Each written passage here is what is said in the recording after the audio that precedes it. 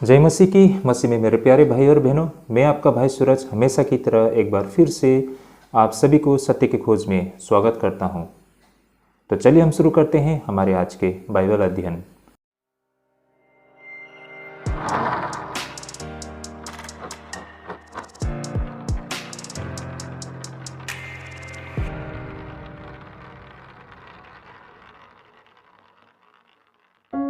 भाई और बहनों, हमारा आज का जो बाइबल अध्ययन करने का रहेगा वो मत्ती रचित सुसमाचार 24 अध्याय से रहेगा। काफ़ी रोचक विषय रहेगा भाई और बहनों। और इससे पहले के जितने भी हमारे बाइबल अध्ययन हैं आप हमारे प्लेलिस्ट से देख सकते हैं।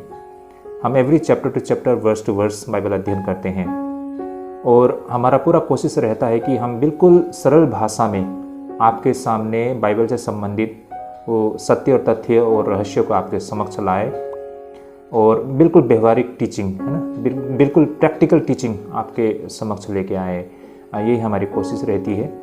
तो भाई और बहनों, जब कभी भी हमारे वीडियोस को देखते हैं आप अपने मन ही मन में ज़रूर प्रार्थना करें ताकि परमेश्वर जब हमें अगुवाई करती है और प्रेरणा देती है और प्रभुता करती है तो सही मायने में हम इन वचनों से संबंधित जो तथ्य और सत्य है उसे हम समझ पाते हैं। तो भाई और बहनों, आज हमारा कुल मिलाकर 3 विषय रहेगा। हमारे विश्वास पर संकट के कारण, तो ये हमारा आज का तीसरा विषय रहेगा।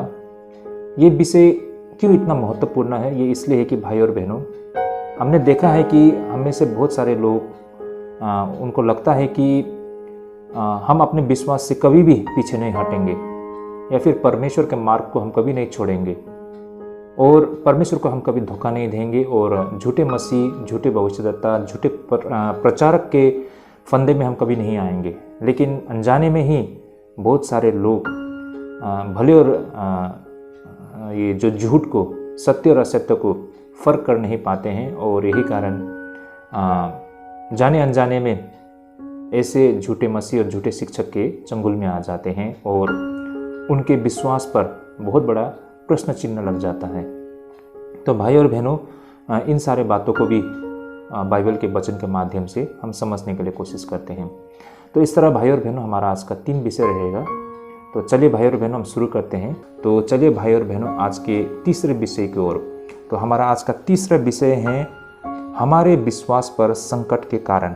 भाई और बहनों, हमें से बहुत लोगों को लगेगा कि हमारा विश्वास से क्या समस्या है ना। हम तो बहुत मजबूत हैं हमारे विश्वास में, हम यीशु मसीह को कभी धोखा नहीं देंगे, है ना, और कभी यीशु मसीह के मार्ग से नहीं भटकेंगे। तो हमारे विश्वास के साथ क्या समस्या है? हमें से बहुत सारे लोगों को ऐसा लगे। भाई और बहनों, मैंने जैसे शुरुआत में भी कहा, जाने अनजाने में हम सोच रहे होंगे कि शायद हम सही मार्ग में हैं, लेकिन कौन जानता है कि हम बहुत दिनों से ऐसे लोगों को सुन रहे हैं, ऐसे लोगों के शरण में हैं जो गलत है। और ये हकीकत भी है भाई और बहनों। देखिए, दुनिया में ऐसे बहुत सारे लोग हैं जो चीनी कलीसिया, सर्वशक्तिमान परमेश्वर कलीसिया, कोरिया के जो कलीसिया है, कलीसिया नहीं बोलेंगे, ये संस्था है ना, माता यरूशलेम, सिंगचोन जी, गुड न्यूज़ मिशन, ऐसे बहुत सारे संस्था है जिसके वो सदस्य है या फिर वहाँ पर वो संगति करते हैं। ये सारे लोग अपने आप को सही, दूसरे को गलत कहते हैं। भाई और बहनों, बात तो ये है कि ये सारे लोग एक प्रकार से झूठे उपदेशक, झूठे शिक्षक, झूठे मसीह, झूठे कलीसिया में वो जुड़े हुए हैं। तो लेकिन वे लोग ये चीज़ को फ़र्क कर नहीं पा रहे हैं कि क्या सही और क्या गलत है और वो सोच बैठते हैं कि वे मतलब सही मार्ग में हैं। भाई और बहनों, तो यही कारण है भाई और बहनों, जाने अनजाने में बहुत सारे लोग गलत मार्ग में हो पड़े हैं।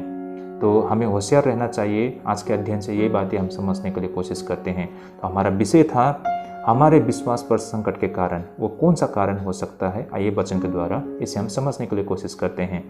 मत्ती रचित सुसमाचार 24 अध्याय 4 और 5 पद हम पहले पढ़ेंगे, उसके बाद हम निरंतर पढ़ते जाएंगे। 4 और 5 पद में क्या कहा गया है? यीशु ने उसको उत्तर दिया, सावधान रहो, कोई तुम्हें न भरमाने पाए, क्योंकि बहुत से ऐसे होंगे जो मेरे नाम से आकर कहेंगे मैं मसीह हूँ और बहुतों को भरमाएंगे। ओके, तो भाई और बहनों, इन बातों को हमें समझना होगा। शैतान का काम लोगों को भरमाने का होता है। सृष्टि की शुरुआत से ही वो यही तो करते आता है ना। उसने आदम और हवा को यही तो किया था। उन्होंने आदम और हवा को भरमाया था अपने शब्दों से। देखिए, अपने शब्दों से, अपने वचन के द्वारा लोगों को भरमाया था। आज भी वही कर रहे हैं शैतान। देखिए, शैतान आपका हाथ पकड़ के वो गलत रास्ते में नहीं ले जाएंगे। वो वचनों के द्वारा ही, इन्हीं बाइबल के वचनों को ही उपयोग करके तोड़ मरोड़ के आपको भरमाते हैं। और झूठे शिक्षक लोग, झूठे प्रचारक लोग यही तो कर रहा है भाई और बहनों, झूठे भविष्यद्वक्ता लोग। आज वे लोग बाइबल क्लास के नाम पे है ना, या फिर बाइबल अध्ययन के नाम पर या ऑनलाइन संगति के नाम पर वे लोग लोगों को भरमाते हैं। तो उसके बाद वो उसके भ्रम में आ जाते हैं भाई और बहनों, और इतने दिन तक जो वो कलीसिया में थे उसे छोड़कर इनके पीछे हो लेते हैं। पिछले 4-5 साल के अंदर में हमारे भारत में ऐसे झूठे शिक्षा ज़बरदस्त तरीके से हमको दिखाई पड़ रही है, और बहुत सारे लोग इनके चंगुल में आ गए हैं। तो ये भरमाने का काम ही करते हैं भाई और बहनों। आपको वचन के द्वारा ही आपको मतलब मूर्ख बना देते हैं, भरमा देते हैं, इन्हीं वचनों को तोड़ फोड़ कर रखते हैं, और आप इन्हीं वचनों के द्वारा इनके चंगुल में आ जाते हैं। तो भाई और बहनों, प्रभु यीशु मसीह ने ये बातें बहुत पहले ही कह दी है। ये कोई नई बातें नहीं है, लेकिन इसे हमें गंभीरता से लेना चाहिए, क्योंकि ये परमेश्वर का वचन है और ये 100% सच है भाई और बहनों। उसी प्रकार हम 24 अध्याय 11 से 13 पद भी हम पढ़ लेंगे, जैसा कि यहाँ वचन में कहा गया है। और बहुत से झूठे भविष्यद्वक्ता उठ खड़े होंगे और बहुतों को भरमाएंगे, और अधर्म के बढ़ने से बहुतों का प्रेम ठंडा हो जाएगा, परंतु जो अंत तक धीरज धरे रहेगा उसी का उद्धार होगा। ओके, आमेन। यहाँ पर हम देख पाते हैं कि बहुत से झूठे भविष्यद्वक्ता उठ खड़े होंगे, और क्या कहा गया है, बहुतों को भरमाएंगे। देखिए, वही शब्द फिर यहाँ पर भी कहा गया है, भरमाने वाली बातें। आज झूठे भविष्यद्वक्ता की भरमार पड़ा हुआ है ना, हर कोई अपने नाम के आगे प्रोफेट लगा रहा है। $1 मिलियन क्वेश्चन ये है कि उनको किसने नियुक्त किया गया है, किसने अभिषेक किया है। नो डाउट ये परमेश्वर की ओर से नहीं है, वो सेल्फ प्रोक्लेम, खुद को वो उसने भविष्यद्वक्ता घोषित कर दिया है। भाई और बहनों, ऐसे बहुत सारे लोग हैं, और वे चिन्ह चमत्कार मतलब टूना मुना करते हैं, तंत्र मंत्र करते हैं। वो ये ईसाई बाबा लोग हैं जो तेल और नमक बेचते हैं, और लोगों को आशीष और चिन्ह चमत्कार की बातें करते हैं, और लोगों को अपने आगे पीछे रख रहे हैं भाई और बहनों। और ज़्यादातर लोग आज ऐसे लोगों के पीछे ही चल पड़ रहे हैं। तो भाई और बहनों, ये बातें प्रभु यीशु मसीह ने बहुत पहले कह दी थी, ये आज हमें होते हुए दिखाई पड़ते हैं। और कहा गया है कि अधर्म के बढ़ने से बहुतों का प्रेम ठंडा हो जाएगा। तो आज हम हर कलीसिया में देखिए, ये एक बहुत बड़ा समस्या है कि कलीसिया में प्रेम ठंडा पड़ चुका है। यही कारण जो धार्मिकता की खोज में रहने वाले लोग ऐसे झूठे मसीह, झूठे संस्था में पड़ जाते हैं। देखिए, क्यों अच्छे विश्वासी लोग झूठे संस्था में दिखाई देता है। देखिए, झूठी कलीसिया, झूठे प्रचारक के चक्कर में पड़ने वाले लोग एक अच्छे विश्वासी लोग होते हैं आमतौर पर। और क्यों इनके चक्कर में पड़ जाते हैं? क्योंकि जो कलीसिया है, जो मुख्य धारा की कलीसिया है, विशेष करके मैं बोलता हूँ Presbyterian, Baptist church, Lutheran church, Methodist church, Anglican church, ऐसे कलीसिया लोग जो मुख्य धारा की कलीसिया है, सो रहे हैं। चाहिए था उन्हें दायित्व उठाए ना, लेकिन वो लोग सो रहे हैं। और वे लोग क्यों सो रहे हैं? क्योंकि वे लोग मस्त है अपनी ही दुनिया में। उनके पास बड़ी बड़ी कलीसिया है, अमीर लोग हैं उनके कलीसिया में, उनकी स्कूल है, कॉलेज है, हॉस्पिटल है, वे सारे चीज़ों को लेकर व्यस्त है, और सुसमाचार का काम करना ही छोड़ दिया है। लोगों को सही मार्ग में ले जाने के लिए वो मेहनत नहीं कर रहे हैं, क्योंकि उनके पास जो चाहिए सब कुछ है। तो इनके बीच में से जो अच्छे लोग होते हैं, जो धार्मिकता के लिए भूखे प्यासे हैं, वे लोग सत्य की खोज में इधर उधर भटकना शुरू करते हैं, और इसी को दबोच लेते हैं झूठे शिक्षा देने वाले लोग। भाई और बहनों, यही कुछ हो रहा है। तो भाई और बहनों, यही कारण है कि कलीसिया में लोग यहाँ से निकलने के कारण, प्रेम ठंडा होने के कारण यही है। कलीसिया आज परमेश्वर का मार्ग से भटक के सांसारिक चीज़ों में वो लोग चल रहे हैं। कलीसिया का काम आजकल स्कूल बनाना, हॉस्पिटल बनाना सिर्फ रह गया है ना, और वचन का नाम पे थियोलॉजिकल कॉलेज खोलना। भाई और बहनों, ये सारी चीज़ ज़रूरी है, लेकिन ये फर्स्ट प्रायोरिटी नहीं है।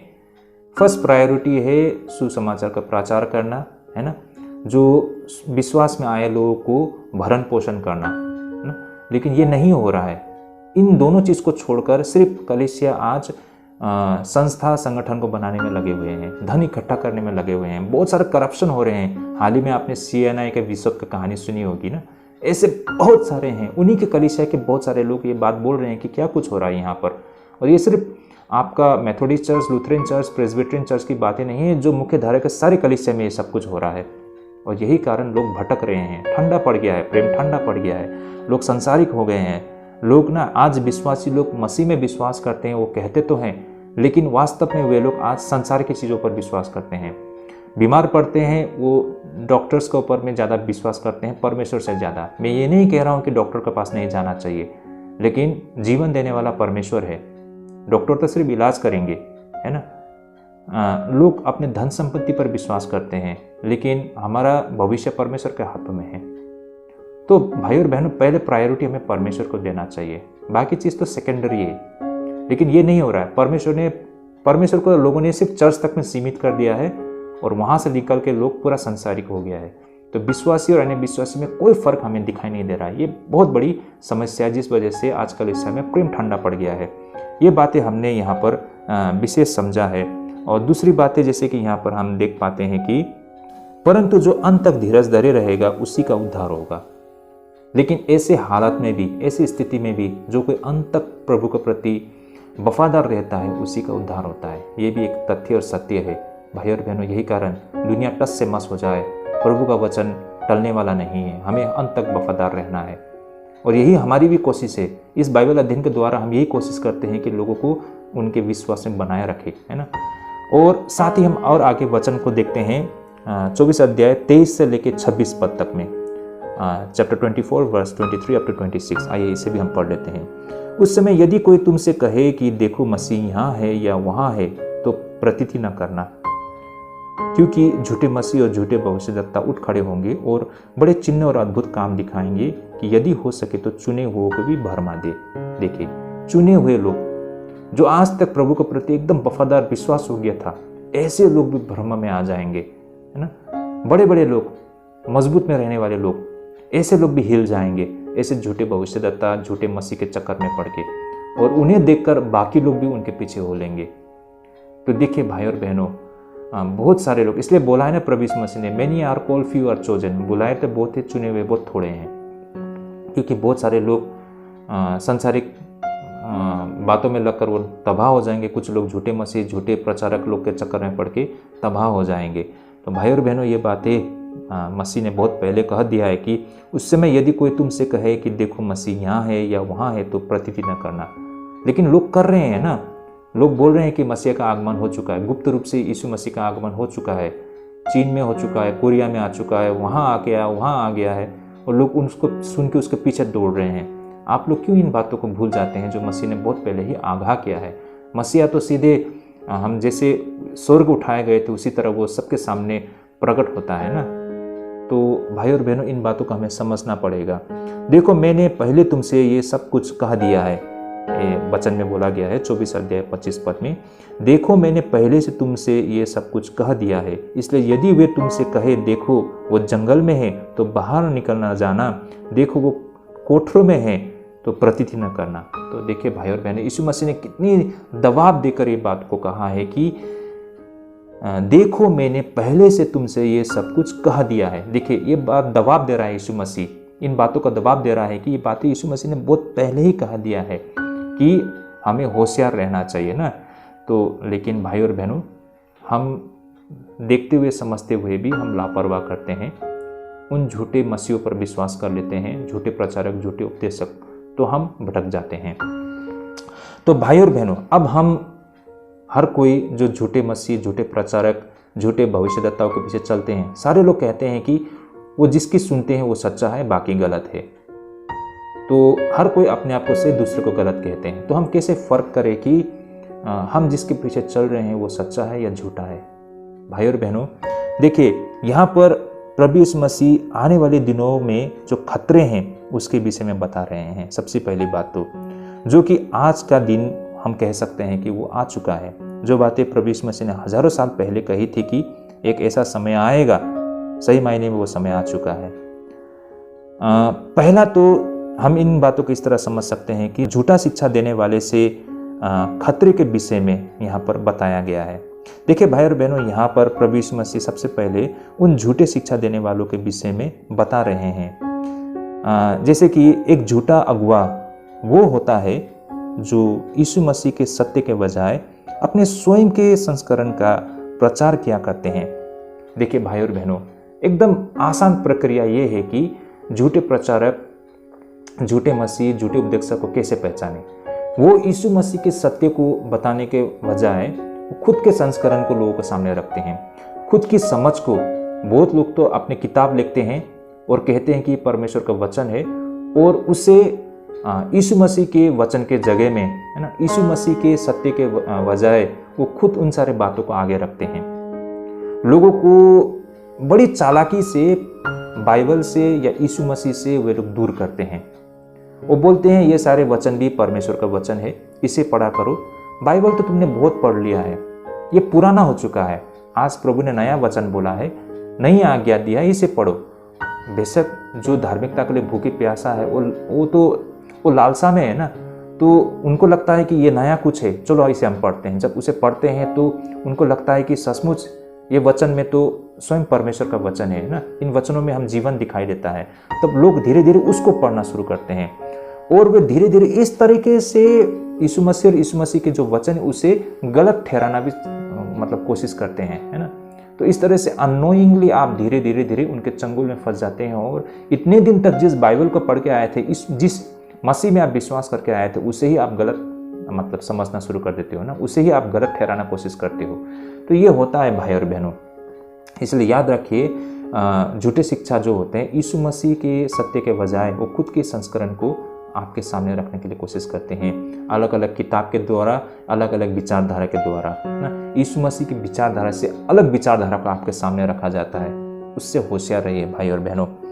भाई और बहनों, इन सब के अलावा यहाँ पर वे व्यक्ति जो यीशु मसीह के बजाय दूसरे व्यक्ति को अपने साथ जोड़कर पेश भी क्या करते हैं। मेरा कहने का मतलब भाई और बहनों, आज ऐसा हो रहा है कि यीशु मसीह के बदले में यीशु मसीह की जैसा ही व्यक्ति, या फिर वो कहते हैं कि ये ही यीशु मसीह है, या फिर वो कहते हैं कि यीशु मसीह का आगमन हो चुका है, या फिर कुछ ऐसे बड़े बड़े प्रचारक, या फिर वो कहते हैं कि ये तो भविष्यद्वक्ता है, या फिर ये तो प्रेरित है, ऐसा कहकर ऐसे लोगों को आपके सामने रखा जाता है। अननोइंगली आप यीशु मसीह का अनुसरण करने के बजाय आप ऐसे लोगों का अनुसरण करना शुरू कर देते हो। आप यीशु मसीह क्या कहते हैं, यीशु मसीह आपसे क्या चाहते हैं, उसको आप दरकिनार करके आप ये व्यक्ति आपको क्या कह रहे हैं, ये व्यक्ति क्या सिखा रहे हैं, उस पर आप ध्यान देना शुरू करते हैं। वो व्यक्ति अपने तरीके से अपनी बातों को सिखा रहे हैं, आप उसे ही परमेश्वर की शिक्षा समझ के या परमेश्वर की आज्ञा मान के उसे आप लेना शुरू कर देते हो।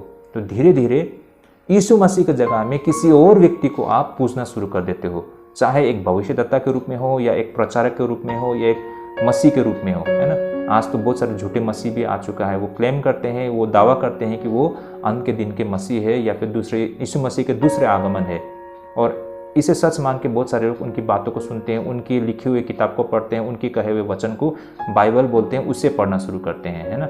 ऐसे झूठे प्रचारक लोग भी है, बहुत सारे लोग, वो हर दिन भविष्यवाणी करते हैं, और उससे ही लोग सोचते हैं कि परमेश्वर ने भविष्यवाणी की है ना, ये परमेश्वर के द्वारा भविष्यवाणी किया है, और ऐसे बातों को पकड़ के चलते हैं। होशियार भाई और बहनों, इस प्रकार एक झूठा अगुआ मसीह में एकजुटता बनाने के बजाय वो विभाजन फैलाता है। तो भाई और बहनों, किसी भी जो धार्मिक नेता होती है उसकी पहचान मसीह की समानता में होना चाहिए। भाई और बहनों, ये बात को हमें समझना होगा। जो सच्चे लोग होते हैं वे मसीह को सामने रखते हैं, है ना, मसीह को प्रचार करते हैं, मसीह की शिक्षा को रखते हैं, ना कि अपनी शिक्षा और अपने आप को आगे रखते हैं, या दूसरे किसी व्यक्ति को मसीह कहकर आपके सामने रखते हैं। ये चीज़ हमको पहली बात तो समझना चाहिए। इन बातों का आधार बनाएंगे तो आप गलत शिक्षा और सही शिक्षा को आप फर्क कर पाएंगे। अब वो दूसरा खतरा जो यहाँ पर हमारे विश्वास से संबंधित है, उस विषय में प्रभु यीशु मसीह बता रहे थे, वो उन निराशा से जुड़ी थे। भाई और बहनों, ऐसे लोग होंगे जिनका प्यार, जिनका प्रेम दुनिया के बदले अधर्म के कारण ठंडा पड़ जाएगा। सच्चा ईसाई वह है जो अपने विश्वास पर कायम रहता है, या फिर जीवन के सबसे निराशाजनक परिस्थितियों में भी वो व्यक्ति यह मानने से इनकार करता है कि परमेश्वर का सामर्थ्य कम हो गया है या फिर उसकी शक्ति कम हो गई है। तो कहने का तात्पर्य भाई और बहनों, प्रेम ठंडा पड़ेगा ऐसा कहा गया है ना। ऐसा क्यों होता है, मैंने पहले भी कहा ना, लोग परमेश्वर से ज़्यादा अपने ऊपर विश्वास करते हैं, दूसरों पर विश्वास करते हैं, अपने धन दौलत पर, अपनी जो सामर्थ्य है, अपनी ताकत है, अपनी पोजीशन है, यानी अपना जो शोहरत है या फिर अपनी जो प्रॉपर्टी है, उस पर विश्वास करते हैं परमेश्वर से ज़्यादा। और यही एक बड़ा कारण बन जाता है प्रेम ठंडा होने के बजाय। भाई और बहनों, दुनिया जैसा भी हो, अंत तक जो कोई परमेश्वर के प्रति वफादार रहता है, और लोग कुछ भी कहे, ऐसा लोग तो बोलते हैं कि आज मॉडर्न ज़माना है ना, वो परमेश्वर को कलीसिया के अंदर ही वो सीमित कर देते हैं, और कलीसिया से बाहर निकलते हैं तो वो बोलते हैं कि हम मॉडर्न ज़माने में हैं, हमें मॉडर्न तरीक़ा से चलना है। बाइबल की बातें पुराना पड़ चुका है, अब हमें मॉडर्न तरीक़ा से सोचना चाहिए। तो इसलिए क्या करते हैं कि चर्च के अंदर ही वो ईसाई बन के रहना चाहता है, चर्च से बाहर निकलते हैं तो वो दुनिया के तरीके से चलने के लिए कोशिश करता है। तो भाई और बहनों, एक दिन वो चर्च आता है तो 6 दिन वो दुनिया के बन के रह जाता है। ऐसी स्थिति में उसका आत्मिक जीवन कैसे जीवित रह पाएगा, है ना? वो व्यक्ति अब आत्मिकी नहीं रहता है। अब जब कोई व्यक्ति आत्मिकी नहीं रहता है तो कैसे उसका प्रेम मतलब जीवित रह पाएगा ना? बेशक उसमें वो प्रेम ठंडा पड़ जाएगा। जिस तरह से वो दुनिया में लोगों के साथ व्यवहार करता है, उसी तरीके से वो आत्मिक जीवन में भी या फिर अपने दोस्तों से भी, कलीसिया में भी हर किसी के साथ वैसा ही व्यवहार करेगा। तो यही कारण है कि जब कलीसिया में हर कोई ऐसा हो जाता है तो उस कलीसिया में, उस परिवार में हमको आत्मा का जो कार्य दिखाई नहीं पड़ता है। जब आत्मा का कार्य दिखाई नहीं पड़ता है तो वो ठंडा पड़ जाता है ना? तो इस वजह से लोग परमेश्वर की सेवा करना नहीं चाहते हैं ना। लोग फॉर्मेलिटीज मात्र वो करते हैं। आज चर्च एक फॉर्मेलिटीज मात्र हो गया है। मीटिंग, संस्था, वो सब चलाने में मात्र व्यस्त रह गए हैं। आत्मिक उन्नति के लिए, आत्मिक जागृति के लिए लोग कुछ नहीं कर रहे हैं। और जो कुछ आत्मिक जागृति के लिए, आत्मिक उन्नति के लिए कर भी रहे हैं, ज़्यादातर वे लोग झूठी शिक्षा की तरह है। यानी कि आज के डेट में आत्मिक जागृति का मतलब हो गया अन्य भाषा, चमत्कार, चिन्ह। आत्मिक उन्नति का मतलब लोगों के लिए ये सब कुछ हो गया है। लेकिन वास्तव में आत्मिक उन्नति कुछ और ही है भाई और बहनों। लेकिन आज के विश्वासियों के लिए आत्मिक उन्नति का मतलब है चिन्ह, चमत्कार, है ना? आत्मिक उन्नति का मतलब है अन्य भाषा बोलना। तो भाई और बहनों, आज का स्थिति बहुत ही दयनीय है। तो इसीलिए भाई और बहनों, चिन्ह, चमत्कार, अन्य भाषा के पीछे मत दौड़िए, लेकिन आत्मिक जागृति होना जरूरी है। अगर हमारा आत्मिक जागृति ना हो तो हम चुने हुए लोग नहीं हो पाएंगे, है ना? जो लोग चुने लोग होंगे ना, जिसको विषय में बताया गया है कि जब प्रभु यीशु मसीह का आगमन होगा तो चारों दिशा से ऐसे चुने हुए लोगों को इकट्ठा करेंगे। वो लोग कौन है? जो अंत तक धीरज धरने वाले लोग, है ना? इन्होंने अंत तक प्रभु के प्रति अपना आस्था, विश्वास बना के रखा। वे लोग अंतरात्मा से वे लोग जीवित थे। वो लोग सोए हुए लोग नहीं थे। उन्होंने चिन्ह, चमत्कार, टूना मुना, इन सारे चीज़ों में विश्वास नहीं किया, लेकिन उन्होंने मसीह में विश्वास किया, मसीह के वचनों में विश्वास किया। उन्होंने प्रभु के आज्ञा को अपने जीवन में प्रतिदिन उसने अभ्यास में लाया है। उन्होंने जीवित गवाही दी है, अपने जीवन से उन्होंने उदाहरण दी है ना? वो जीवन के लिए ज्योति बनाया दूसरों के लिए। तो ऐसे लोग होते हैं जो अंत तक वफादार रहने वाले, है ना? और चुने हुए लोग। भाई और बहनों, इन बातों का हमें ख्याल रखना पड़ेगा।